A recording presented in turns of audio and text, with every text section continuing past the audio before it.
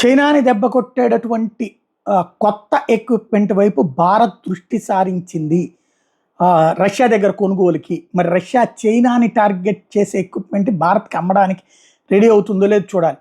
ఉరోనోజ్ ఎం ఇది 6,000 కిలోమీటర్ల దూరంలోని 500 లక్ష్యాలను ఏకకాలంలో ధ్వంసం చేయగలిగినటువంటి శక్తివంతమైనటువంటిది.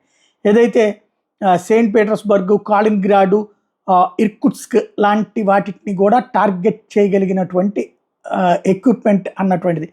ఇప్పుడు భారతదేశం ఈ ఉరోనోజ్తో చర్చలు జరుపుతోంది. కర్ణాటకలో దీన్ని ఎస్టాబ్లిష్ చేసి అక్కడి నుంచి చైనా, పాకిస్తాన్ అట్లాగే ఇండియన్ ఓషన్లో ఉన్నటువంటి ప్రదేశాలు ఏవైతే ఉంటాయో, అంటే సముద్రంలో ఉండేటటువంటి నౌకల్ని దెబ్బ కొట్టేటటువంటి నౌకలు ఏవైతే హౌతీ వాళ్ళయ్యా లేకపోతే ఇంకొకళ్ళై నడుస్తున్నాయి కదా, వాళ్ళను కూడా టార్గెట్ చేసేటటువంటి విధంగా ఆ ఎక్విప్మెంట్ ఇప్పుడు భారతదేశం కొనుగోలు చేయడానికి చర్చలు జరుపుతున్నటువంటి పరిస్థితి అయితే నడుస్తోంది.